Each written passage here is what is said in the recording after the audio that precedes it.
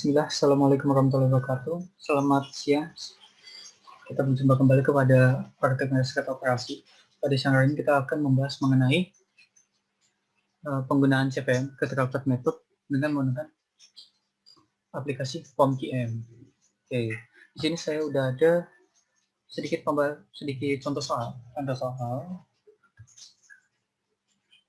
yang akan dipakai di aplikasi POMQM nanti. Nah, di sini ada 1, 2, 3, 4, 5, 6. Yang ada 6 aktivitas. 6 aktivitas dengan deskripsinya seperti ini. Nah, kemudian immediate predecessor. Nah, ini maksudnya ada syarat sebelum melakukan aktivitas ini, gitu.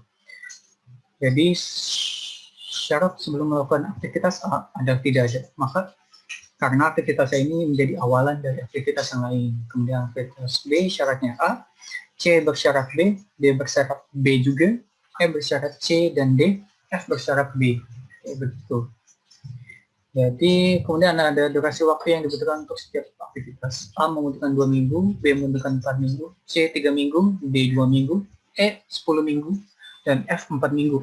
Dari sini mungkin mulai kelihatan bahwa aktivitas E ini ada menjadi yang terakhir. Aktivitas terakhir untuk penyelesaian itu. Kemudian kita langsung buka aplikasi POMQM-nya. Ini sudah terbuka, kemudian kita klik Project Management, PRT atau CPM, kemudian kita klik Single Time Estimate. Kita ini bebas namain apa aja, misalkan RO2 untuk titelnya. Nah, untuk di POMQM ini ada dua macam pengerjaan, dua macam tabel juga. Jadi di sini ada immediate predecessor list sama start and node numbers. Nah, untuk immediate predecessor list ini maksudnya adalah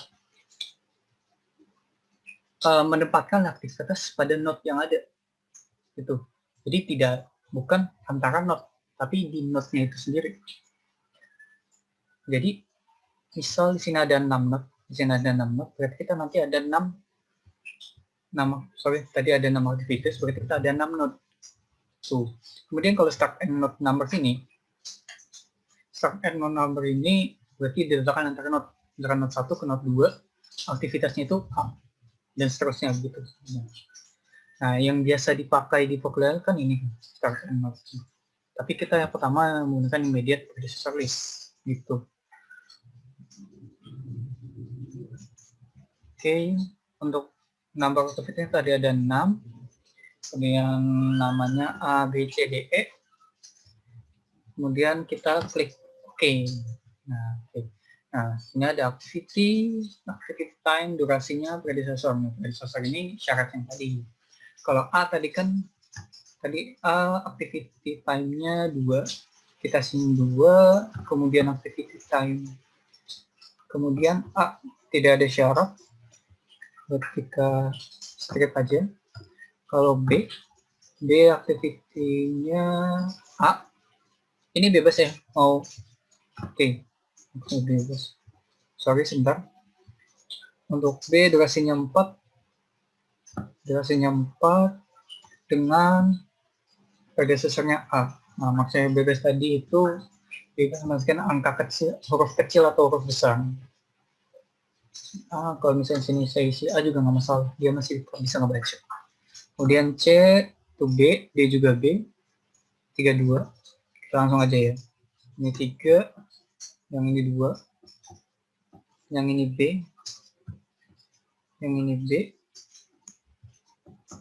Kemudian E-nya 10 CD, F-nya 4B. Oke, 10 C.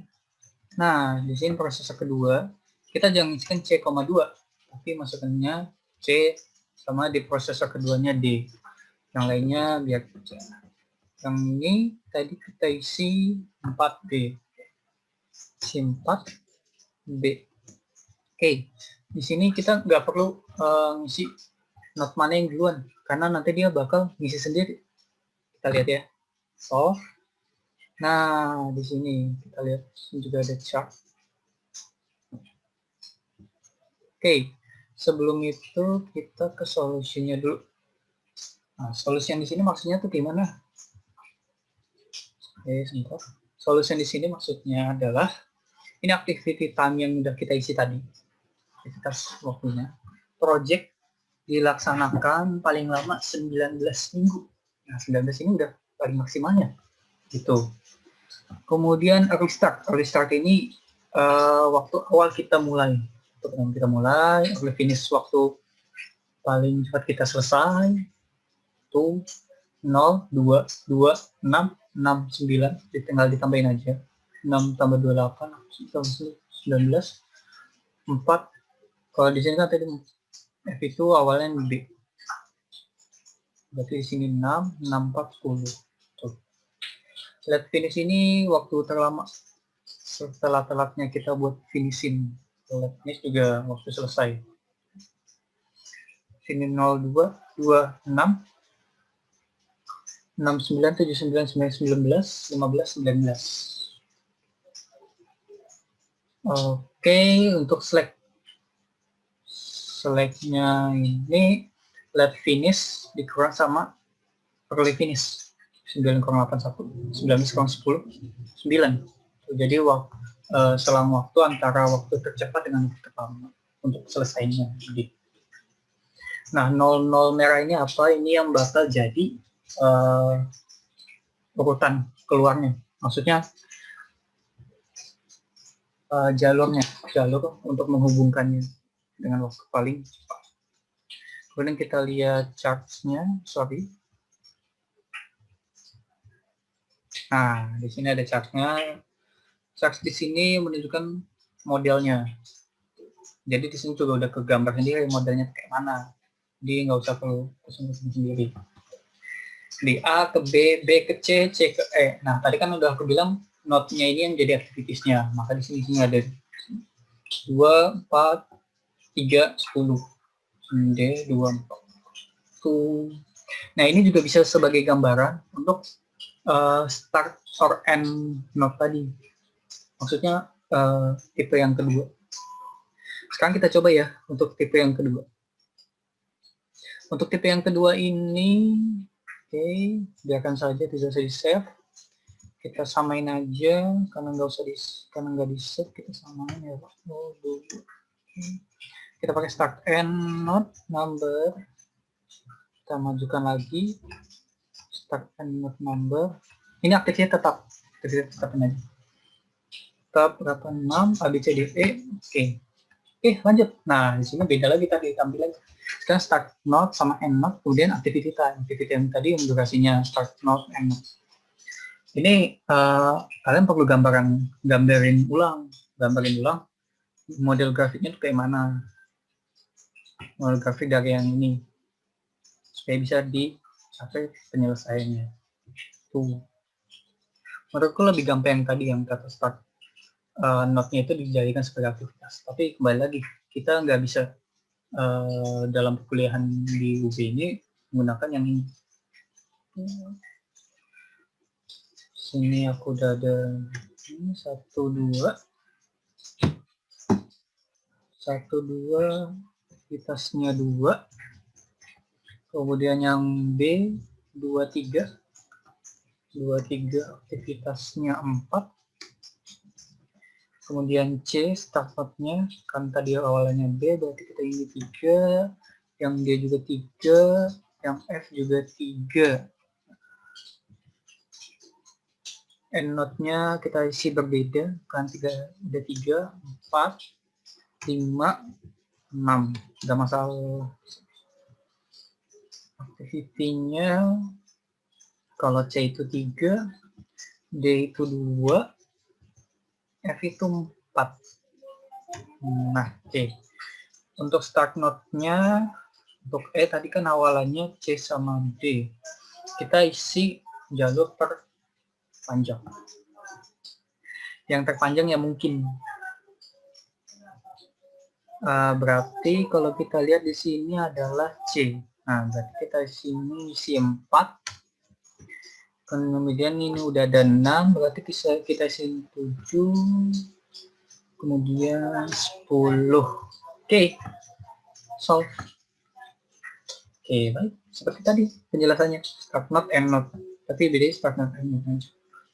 Tetap sama 19, 0, 0, 0, 0. Karena kita menggunakan tadi. Kita lihat chartnya, yap, agak mirip ya kalau yang tadi. Agak mirip sama yang tadi. Yang tadi juga bisa sebagai referensi untuk penggambaran grafik ini. Itu selama garis penghubungan masih cukup. Dari 1 ke 2 ini aktivitas A, 2 ketiga aktivitas B, 3 keempat aktivitas C, D, E, kemudian gitu. Nah, di sini kalian bisa gambar dummy. Yang kelima ini kalian hubungkan ke 4 dummy sebagai dummy-nya. Kemudian 6 ke 7. Nih, dari 5 ke 4 karena kan aktivitas ini A, B, C, D, aktivitas D ini lebih sedikit waktunya daripada aktivitas yang C. Tapi aktivitas yang ini, 4 ini yang lebih besar daripada 3. Berarti kalian harusnya hubunginnya langsung ke 7. Nggak bisa kalian hubungin ke aktivitas C sebagai dummy. Itu, jadi dummy-nya ini ke aktivitas 7. Selanjutnya adalah pengerjaan CPM dengan menggunakan Excel. Soalnya adalah seperti ini. Lalu jalurnya kita gambar sesuai dengan soal.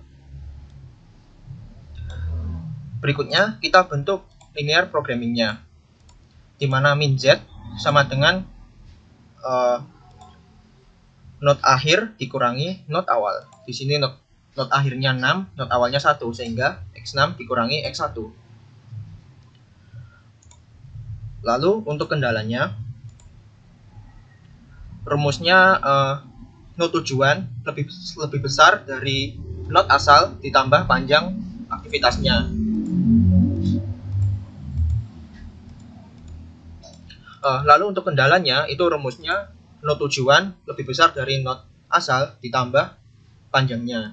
Di sini yang pertama, not tujuannya 2 lebih besar dari not asalnya 1 ditambah panjangnya 2, sehingga x2 lebih besar sama dengan x1 ditambah 2. Untuk not x3 itu lebih besar dari not x2 atau not asal ditambah panjangnya 4, sehingga x3 lebih besar sama dengan x2 ditambah 4. Begitu seterusnya sampai semua jalur teridentifikasi.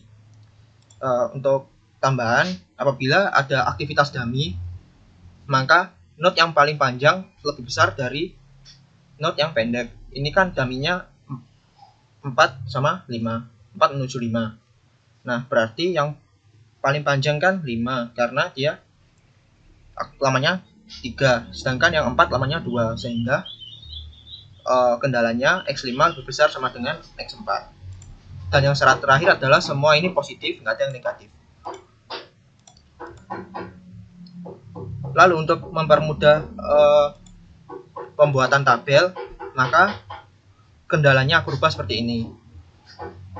Semua variabel x itu di sisi kiri, sedangkan kendalanya itu di sisi kanan. Sehingga kendalanya menjadi x2 dikurangi x1 lebih besar sama dengan 2, x3 dikurangi x2 lebih besar sama dengan 4, dan seterusnya. Selanjutnya adalah membuat tabelnya. Yang pertama kita isi untuk kolom x1 sampai x6 baris pertama ini angka terserah dulu. Misal aku kasih 1 semua dulu.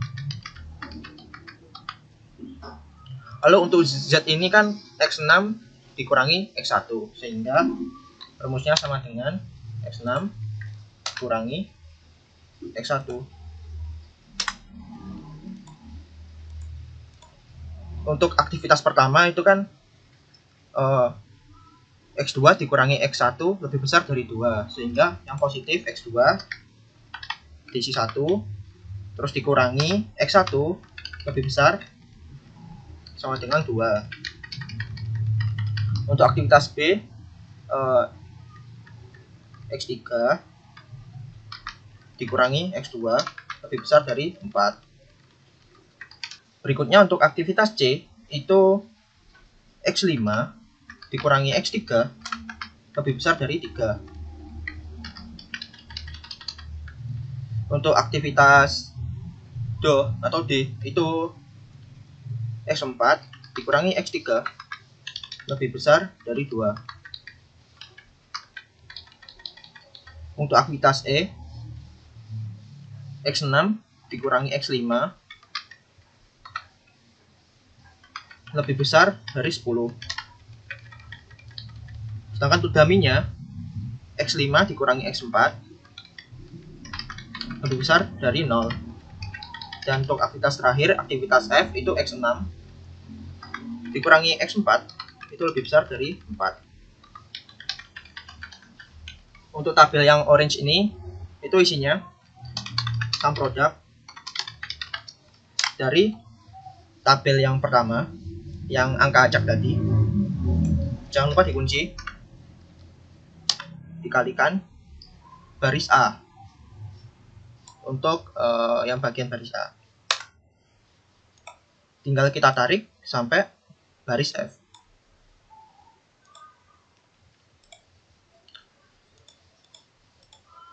Terus langkah berikutnya adalah solver.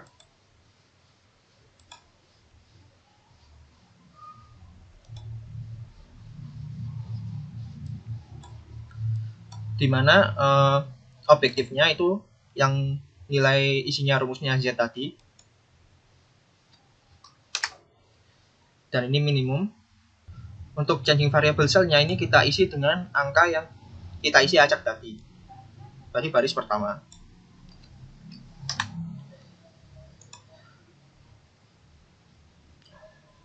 Berikutnya untuk kendalanya kita tambah kolom yang oranye ini lebih besar sama dengan RHS. Oke. Jangan lupa ini dicentang dan simplex. Kita solve.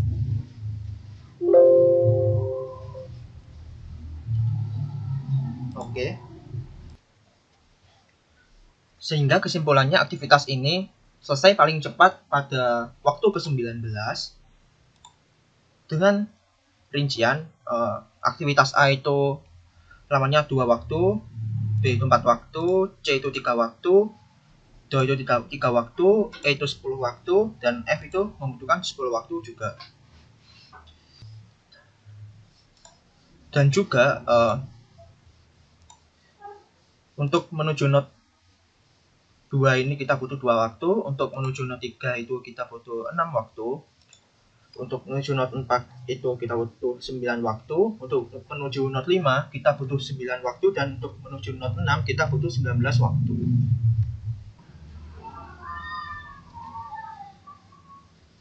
Oke, sekian penjelasan untuk praktikum RO bagian CPM ini. Terima kasih sudah menonton. Wassalamualaikum warahmatullahi wabarakatuh. Untuk tambahan, aku akan memberi sedikit tips bagi yang masih bingung untuk menggambar jalur dari CPM ini. Langkah pertama, kita harus menentukan aktivitas yang menjadi syarat dari aktivitas lainnya. Nah, pada kasus ini, aktivitas yang menjadi syarat bagi aktivitas lainnya itu ada di aktivitas A, B, C, dan D. Sedangkan aktivitas E dan F itu tidak menjadi syarat bagi aktivitas lainnya. Lalu yang pertama kita menggambar aktivitas yang menjadi syarat dari aktivitas lain terlebih dahulu, yakni aktivitas A, B, C, dan D. Pertama kita gambar yang A dulu, lalu kita gambar yang B, di mana B ini syaratnya itu adalah aktivitas A selesai dulu. Selanjutnya aktivitas C, di mana syarat dari aktivitas C adalah aktivitas B. Lalu aktivitas D, yang mana syaratnya adalah aktivitas B. Lalu setelah aktivitas yang menjadi syarat dari aktivitas lain tadi selesai, kita gambar. Selanjutnya kita gambar yang aktivitas yang tidak menjadi syarat bagi aktivitas lainnya. Yang pertama aktivitas E. Yang mana aktivitas E ini syaratnya C dan D selesai terlebih dahulu. Makanya kita buat variabel dummy sehingga tidak melanggar syarat dari jalur CPM ini. Selanjutnya kita menggambar aktivitas F, yang mana aktivitas F ini syaratnya adalah aktivitas B selesai terlebih dahulu. Lalu langkah terakhir adalah memberi penomoran sesuai dengan lama aktivitas masing-masing. Oke, segitu triks dariku. Semangat!